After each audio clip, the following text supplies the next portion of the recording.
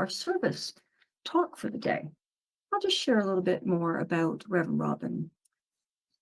So Reverend Robin is an ordained minister and a life coach. She has served as senior minister of Unity Churches in Ohio and Georgia. Robin previously served on the Great Lakes Regional Board of Trustees and the Southeast Unity Regional Board. In her semi-retirement, Reverend Robin teaches Unity classes. She's a regular guest speaker in person and virtually, and she provides life coaching for those wishing to make changes in their lives. And I know that because I've used her as a life coach, and I think it's a wonderful experience, I'll tell you. And Robin lives in the mountains of Georgia, North Georgia, with her husband, Rick, and their beautiful little Abby, their Labrador mixed dog. So welcome, Reverend Robin. Hello, happy Easter. It is so good to be with you. Thanks for inviting me back to be with you in your virtual holy space. Today, I'd like to tell you the story of Easter. On the dawn of Sunday, the first day of the week, commencing after the Sabbath, a trio of women departed from Bethany, bound for Jerusalem. Mary Magdalene, Mary Salome, and Johanna. As they traversed the curve along the northern slope of the Mount of Olives, Mary Magdalene paused and cast a glance back toward her companions. "Did you feel that?" she inquired. "Was there a quiver in the ground?" Picture with me, each woman bore in her arms cloths and a vessel. They carried frankincense, myrrh, and spikenard. Their intent was to embalm Jesus's remains with their fragrant offerings, a final tribute to the one they held so dear. "I felt the earth shift beneath me," Mary Magdalene remarked. "Indeed, it did shift," Johanna confirmed, and Mary Salome added, "Yet it was silent." Though the stars were fading, the break of day had not yet brought light. "Let us make haste," they agreed. Navigating around the northern perimeter of Jerusalem, they then veered southward toward the garden where Joseph's new tomb was carved into the stone. Mary Magdalene squinted into the distance, and she murmured to herself, "But who will move the stone for us?" In the dim light, she struggled to make out which tomb belonged to Joseph. Suddenly, Johanna let out a sharp cry and released her jar, which crashed to the ground, and Mary Salome's jar followed, breaking upon impact. A beam of light, sharp and brilliant, descended from the sky and rested upon the stone, which was now flat before Joseph's tomb. Mary Magdalene caught her breath and could smell the aroma of newly spilled myrrh filling the air. A voice said, "Do not be afraid." It seemed to Mary that the light contained the figure of a man, glorious in every aspect and so bright. The voice said, "You seek Jesus of Nazareth, who was crucified. He is not here. Behold the place they laid him. Go and tell the disciples that you have seen him, and there he will come and be with you in Galilee, as he said to you." The light receded into the heavens. The women blinked, for their eyes had to readjust from the light, and their hearts pounded with fear. That voice offered no comfort. Mary Salome, in a state of panic, gathered her robes and ran back in the direction from which she had come. But Mary Magdalene took tentative steps toward the tomb. "Mary, don't," proclaimed Joanna. "Mary, please, let's go." Mary remained silent, her figure small and somber against the pale dawn as she knelt before the dark opening of the tomb. The sight was too much for Johanna. "We mustn't speak of this to anyone," she said. And she hastened to catch up with Mary Salome. Mary Magdalene took a deep breath, and with resolution, she reached into the tomb. Extending her hand into the shadows, she was met with a chill but no breeze.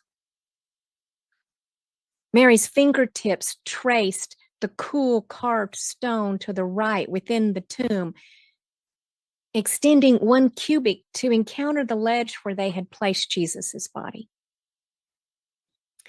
With trepidation, she reached further into the enveloping darkness, bracing to feel the stiff form of his lifeless body.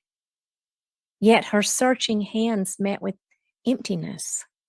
There was no trace, no tactile confirmation of his presence. And then the realization hit her. Jesus was no longer there. He was gone. He was gone.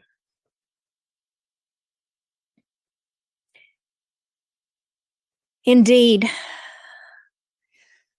without the event of Easter, the narrative of Jesus might have concluded with the crucifixion, potentially relegating him to a footnote in history as one of many insurrectionists put to death by Roman authorities during a very tumultuous era. However, that would not be his fate. The story of Jesus did not vanish into the annals of forgotten tales. Instead, it became the cornerstone of an expanding faith. His life, his teachings, and the profound implications of his resurrection became the central themes of Christianity, a faith that has profoundly influenced countless individuals and shaped the course of human history. What is the meaning of Easter? What is the meaning you will give this holy day?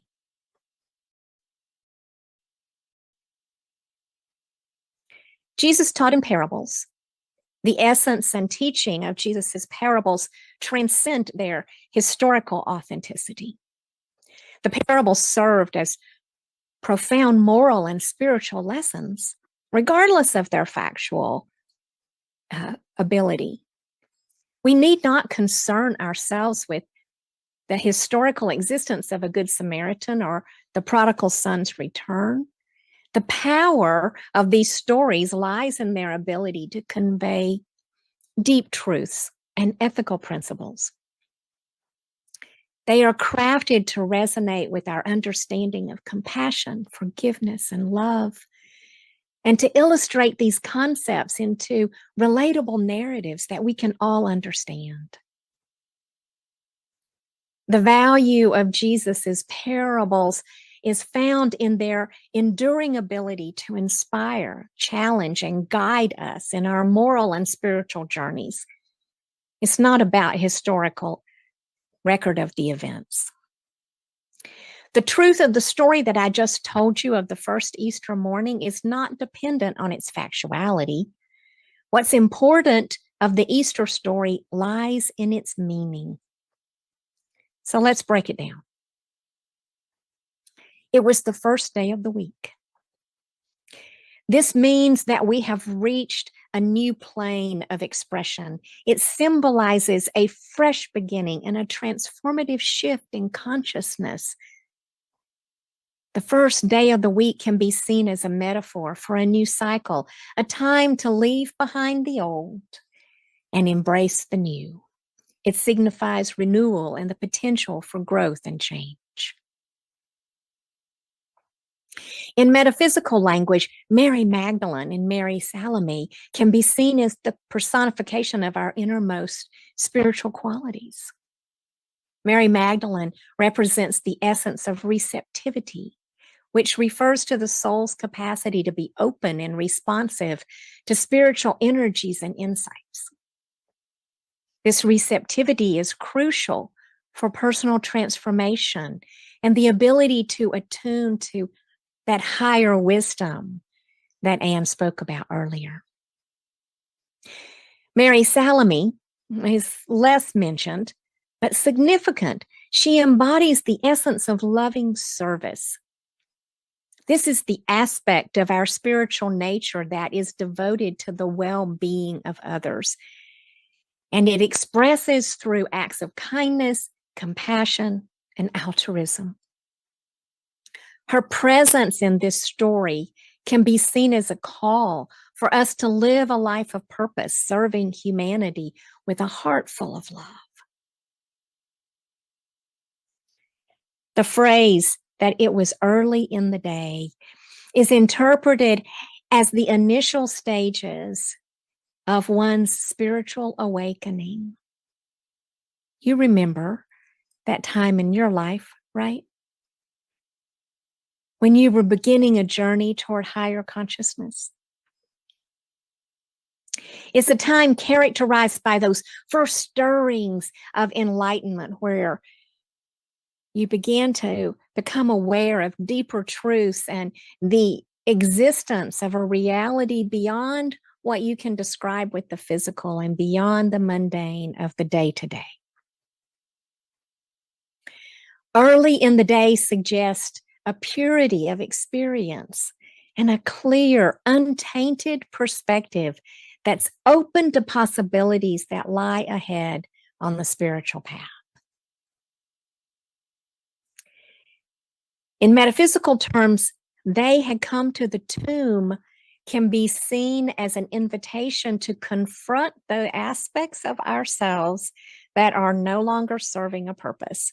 They could be thought of as the dead parts.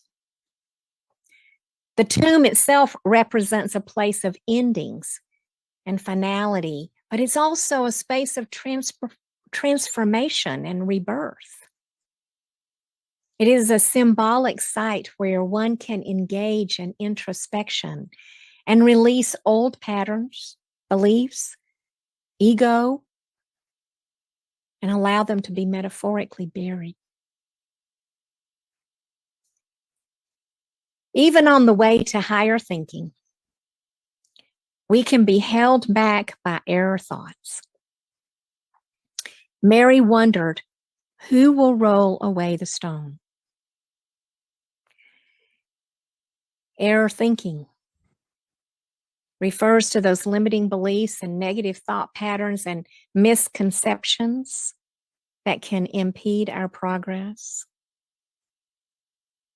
These erroneous thoughts are deeply ingrained and they can stem from our past experiences, our social conditioning, or our personal fears. And they can feel like a big stone that is preventing us from fully embracing and integrating these new levels of consciousness that we seek. In essence, they're like chains that bind us to lower vibrational states, and they keep us from rising higher. They keep us from living from that place of wisdom. But when we find ourselves confronted with those blocks, all we have to do is look up. Look up and keep our thoughts on the highest thought and grasp the best feeling that we can in any situation.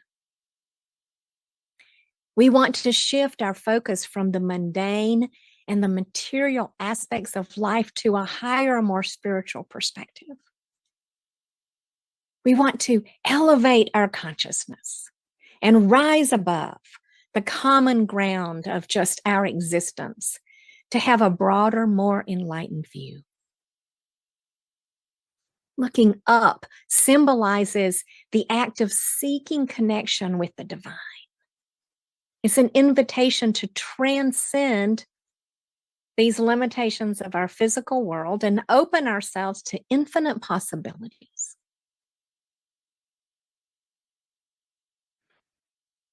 Metaphysically, it's a reminder that within every one of us is the potential to rise above all challenges, to see beyond the surface of the situation, and to access a state of being that aligns with our true purpose and universal good.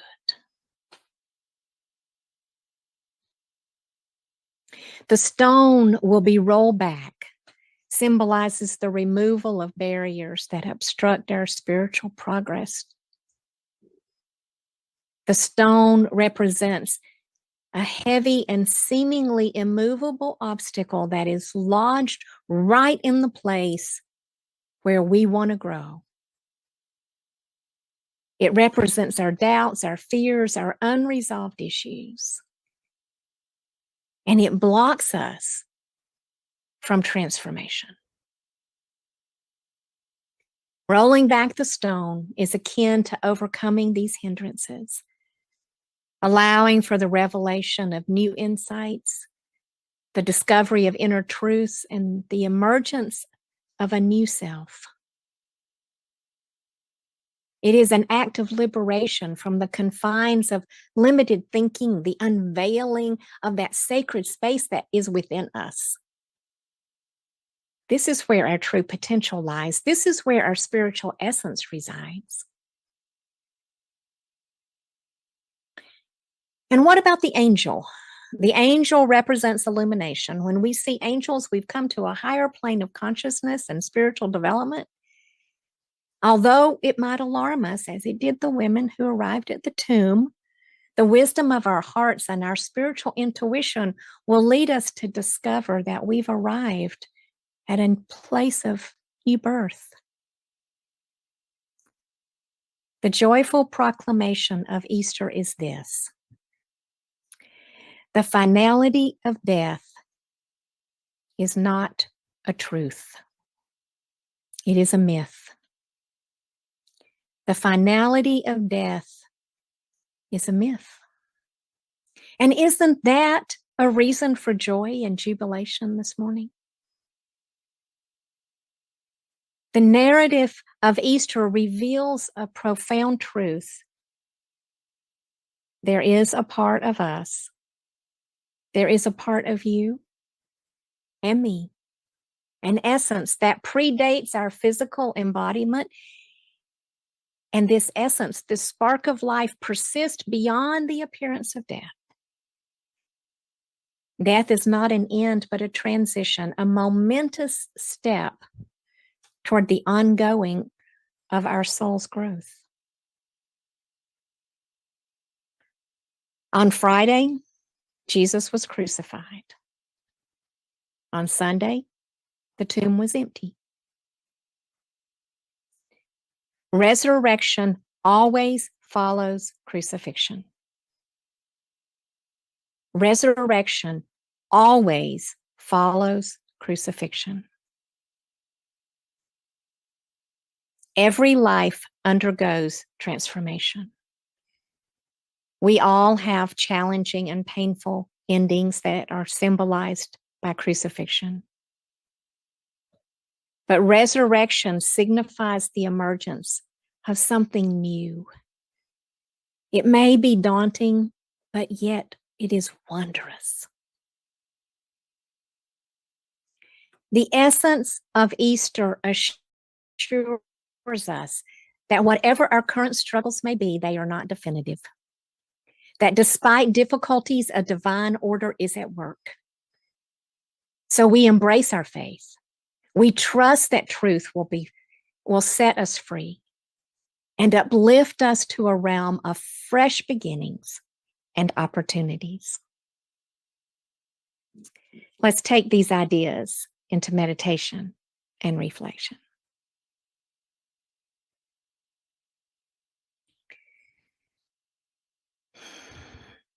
Pause with me and gently close your eyes or look down at your lap and just allow the sound of my voice to take you away. There's nothing you need to do in this moment except be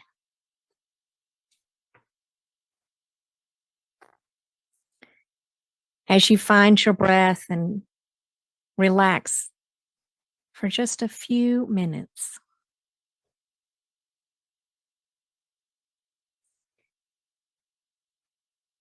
This morning is the first day of the week, a moment of higher levels of consciousness. Today is the start of a new cycle for your life. You are beginning something new. Only you and God know what that is. As you take a few slow breaths, become open to receiving inspiration.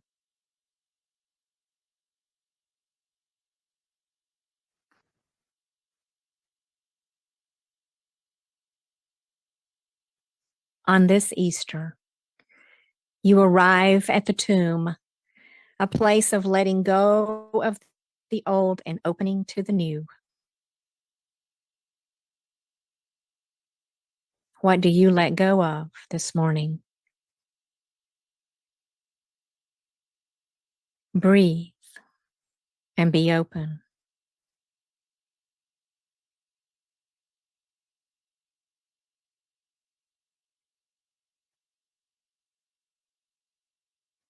You bring with you Mary Magdalene, who represents your soul's capacity to be open to new spiritual insights.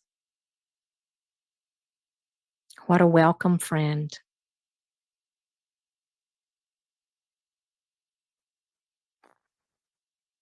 And Mary Salome is with you. She represents loving service, the loving service that you give and the loving service that you receive. These aspects of yourself are eager and willing to assist you in your spiritual journey.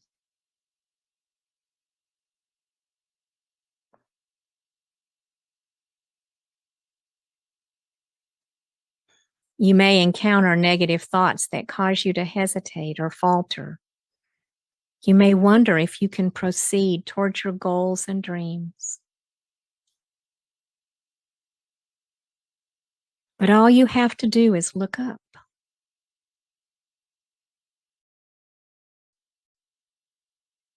Look up. Keep your thoughts lifted toward God. Pause and breathe and be open to what this might be for you.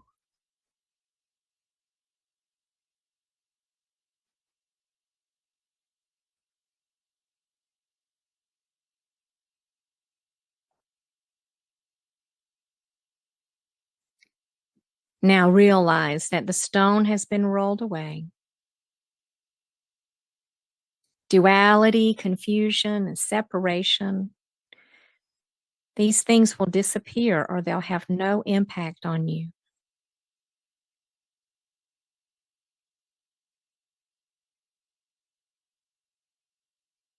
God's angels are with you. They help you rise to a higher plane of consciousness. In this very breath, you are awakening and resurrecting into a greater spiritual experience. You are transforming from your Christ potential to your true Christed self.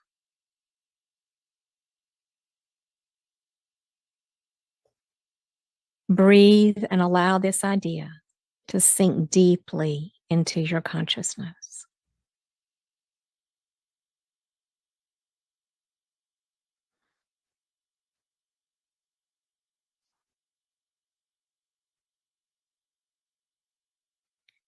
There is a resurrection awaiting inside all of us. Christhood is our destiny. Resurrection is the birth of something new and different. Allow it to happen within you now.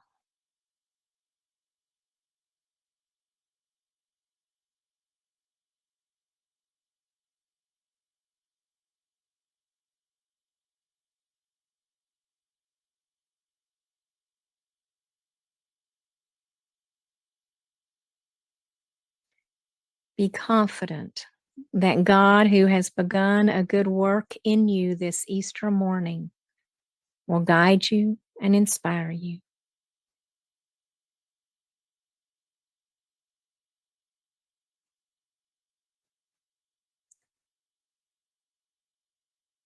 Move into your heart space and feel gratitude for this Easter experience.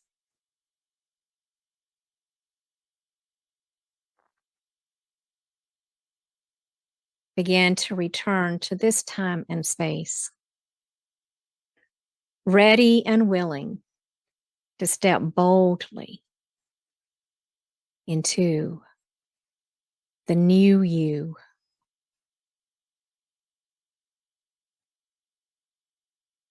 And so it is.